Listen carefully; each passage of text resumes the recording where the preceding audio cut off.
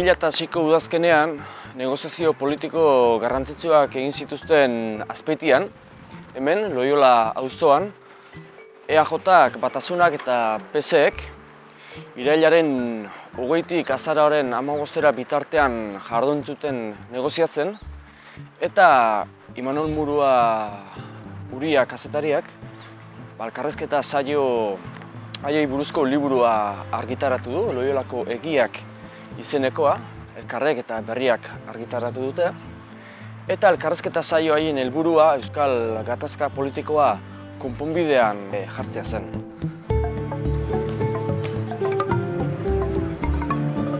Negoziazio prozesua kazetari bezala jarraitu nun, berria egunkariak politika sailean nenbilenez, eta benetan sinistuta neon beste asko bezala, prozesu honek emaitza ona izango zuela.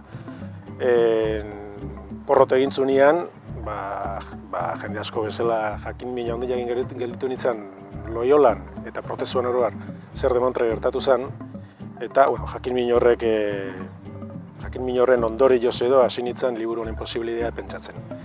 Tene Mujika bekara aurkeztu nun proiektua, eman zidaten laguntza, eta horrelaxe abiatu nun liburu hau.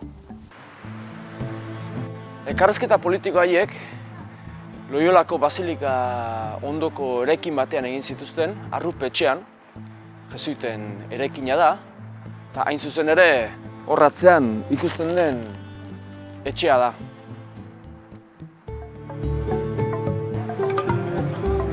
Erabaki zutenean hiruren arteko bilerak egiten hasi behar zutela, leku aukeratu behar zuten, eta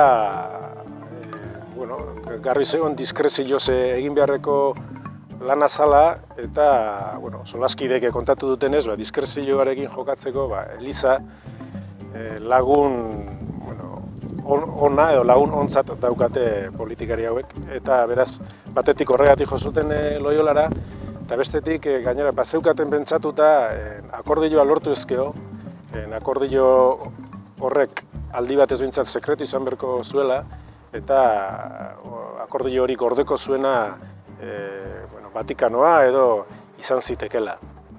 Orduan, Elizaren gana zergatik jo zuten bi arrazoi egiten egon daiteke. Arrupe Gogartetxeko behealdean negoziatu zuten, iskina batean.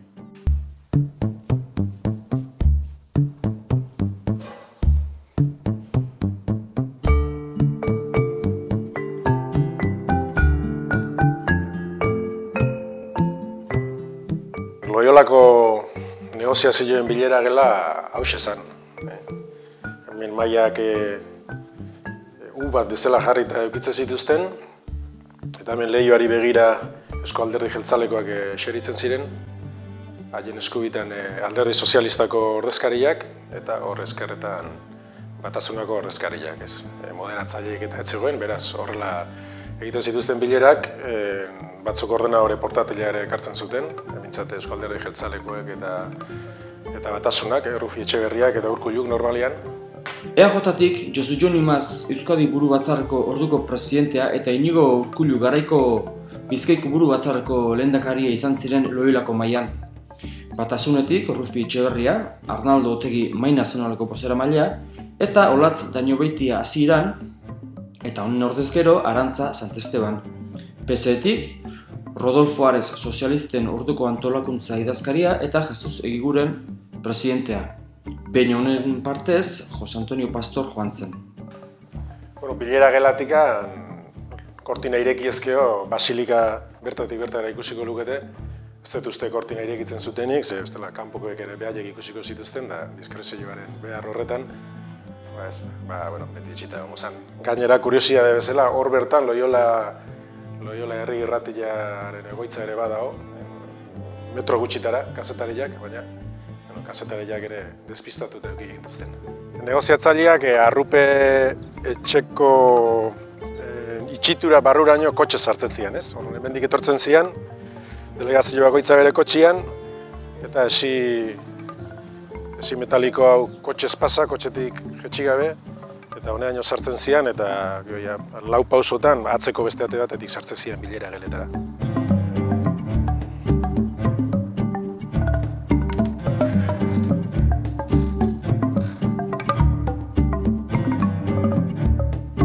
Bueno, areto hau atseden lekua edo izaten zan behaientzat eta baita otorduen lekua ere. Azken batian, hau zen negoziatzaileek arrupetxian barruan zeukaten gune babestua edo, ez? Hemendikan pasilloarako irtera dago, baina hor panel bat zegoen, sarrera debekatzen zuena, arrupetxeko beste bezerei ona sartzea eragozten ziena, eta hor dago jantokirako atia, baina hor ere zegoen beste panel bat, funtzio behakin, eta zazpi negoziatzaileek jantokira joan gabe hemen bertan bazkaltzen edo afaltzen zuten, hemen hortako propio jarritako mailetan. Hor, bi gela txiki zeuzkaten, delegazio bakoitzak behaien arteko bilerak edo egin nahi zituztenian erabiltzen zituztenak. Eta kontatu zidatenez, hemen kafe makina bat ere bazeukaten, tarteetan eta bere pasta batzukin eta tarte horietan hartzeko. Eta hor ikusten dezuenez, bilera gela hortxe dago, beste aldean. Eta hor, hemendikan ez ziren ateratzen, salbuespena izaten zen, batzutan pasiarare irtetzen ziren hemen esilen barruan, baina hemen etxetik kanpoa, hor lehiotik ikusten da, horko kanpoan da, horro nahiko irudi tipikoa izate omen zen, Rodolfo Ares eskuko telefonoarekin Madrila deika, eta beste batzuk ere behaien konsultak egiten. Negoziatzaileak ez ziren beren gune babestutik edo inoiz ateratzen, alegia ate hartatik ara egoten ziren beti, baina salbuespen bakarra izaten zen impresora bertzutenean behaien testuak eta imprimitzeko, ez? Momentuan lantzen nahi ziren testuak imprimitzeko, orduan handik atea eta oneraino etortzen ziren hemen sarrera nagusiko harrera lekuan daukaten impresora erabiltzeko, ez? Orduan batzutan Josu Jon Imaz, bestetan Rufi Etxeberria hemen egoten ziren impresorarekin inork ikusiko ez zituen esperantzen, ez pixka eta arriskatuz, eta nunbait ikusi behar etzun inork etzun ikusi.